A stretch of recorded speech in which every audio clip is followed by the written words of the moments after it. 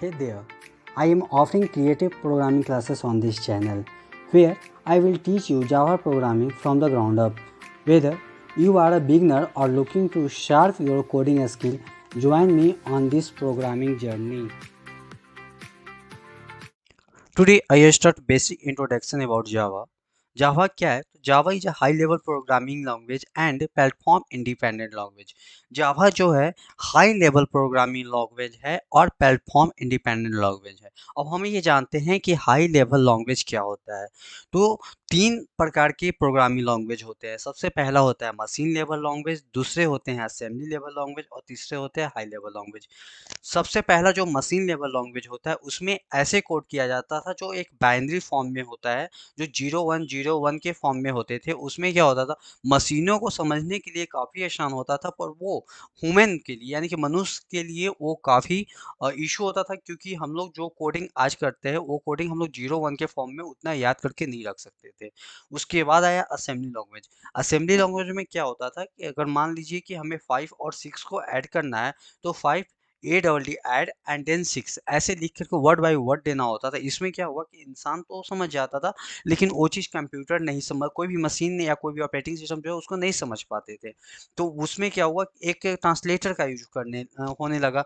लेकिन इसमें भी जो था ना, वो पूरा वर्ड में लिखा जाता था। इस वजह से इसको भी हटा करके एक हाई लेवल लैंग्वेज लाया गया। हाई लेवल में क्या होता है कि इंसान जैसा चाहे वैसा अपनी मर्जी के अनुसार शॉर्ट फॉर्म लॉन्ग फॉर्म में लिख सकता है, और उसको कंपाइल करके और वो मशीन को दिया जाता है। मशीन कंपाइल करने के बाद जो कोड होता है वो 01 में कन्वर्ट हो जाता है और वो मशीन समझता है। और मशीन जो हम लोग को आउटपुट देता है वो भी कंपाइल होने के बाद में हम लोग को अपने फॉर्म में आउटपुट होता है।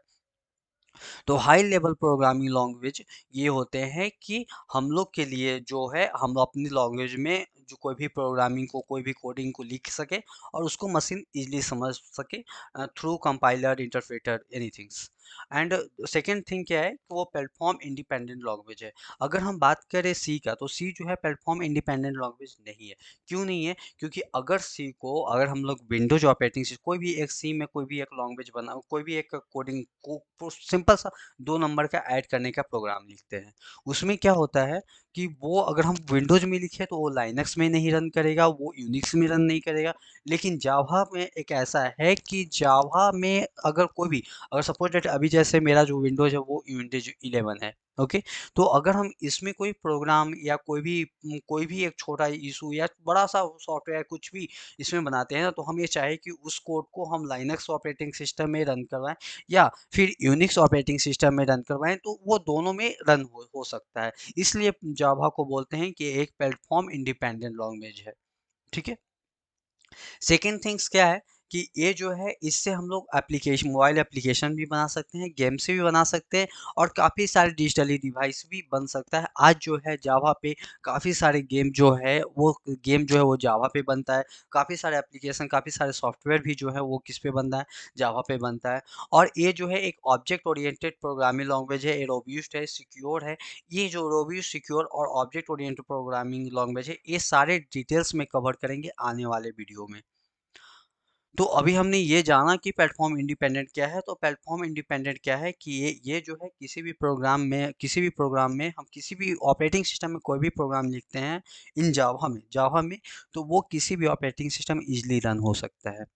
तो ये देखिए, ये थोड़ा जावा का एग्जांपल है कि हम लोग कैसे जावा का कोड लिखते हैं।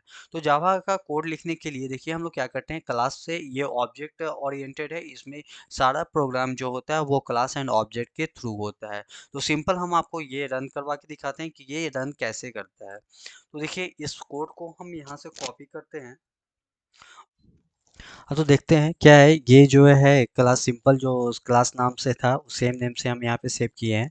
और ये मेरा क्या है, ये मेरा प्रोग्राम है। इसको रन करके देखते हैं। रन करने के लिए क्या करते हैं, हम लोग सीएमडी ओपन करते हैं। सीएमडी ओपन करने के बाद जो ये मेरा डायरेक्टिव है जहाँ पे सेव है, वहाँ पे जाके ओपन करेंगे। फिर क्या करेंगे, क्लास का नाम दे, फिर क्या करेंगे, जावा सी एक कीवर्ड होता है जिसके जरिए हम क्या करते हैं, कंपाइल करवाते हैं। सिंपल डॉट जावा। ये कंपाइल करने के बाद में अगर आपका कोई एरर आएगा तो वो एरर आ जाता है, एरर देगा। अगर अगर एरर नहीं है तो आपका प्रोग्राम सही है। फिर क्या करते हैं, जावा सेम ये केस सेंसिटिव लैंग्वेज है, इसलिए हम लोग क्या करते हैं इसमें, अगर आपका अगर अगर क्लास का नेम जो स्टार्टिंग में अगर हमको स्मॉल एस रहेगा तो यहाँ पे स्मॉल एस देते हैं, और कैपिटल एस है तो कैपिटल, क्योंकि केस सेंसिटिव है। देखिए ये मेरा प्रोग्रामिंग आ गया, क्रिएटिव प्रोग्रामिंग क्लासेस। हम क्या प्रिंट करवाना चाहते थे यहाँ पे, ये क्रिएटिव प्रोग्रामिंग क्लासेस ये है जो प्रिंट करवाना चाहते थे।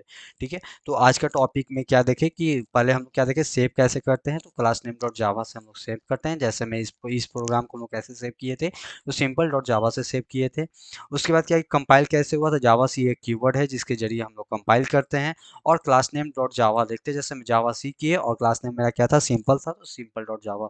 रन कैसे किए, जावा आगे जावा कीवर्ड लिखते हैं और फिर पीछे फाइल नेम देते हैं। जिस तरीके से जावा हम लोग यहाँ पे लिखे और पीछे फाइल नेम मेरा क्या था, सिंपल था, इसलिए सिंपल लिखे। हाँ, तो अब जो है आते हैं जावा आर्किटेक्चर पे। ये एक सिंपल और बेसिक आर्किटेक्चर है जावा का। जावा ओरिजिनली जो है इस आर्किटेक्चर पे वर्क नहीं करता, पर एक प्रोग्राम कैसे एग्जीक्यूट होता है वो बस बताया गया है इसमें। सबसे पहले जो हम लोग जो फाइल सेव किए थे अभी अभी above में देखे थे एग्जांपल में, तो मेरा फाइल का नाम था सिंपल डॉट जावा फाइल। और वो क्या था, वो जो मेरा सोर्स कोड था उस सोर्स कोड को क्या किया गया, कंपाइल किया गया। कंपाइल होने के बाद में जब आप कंपाइल कीजिएगा तो जिस फ़ोल्डर में आपका जो सेव है वहाँ पे देखिएगा जाकर, तो ऑटोमेटिक क्लास फाइल बन जाता है।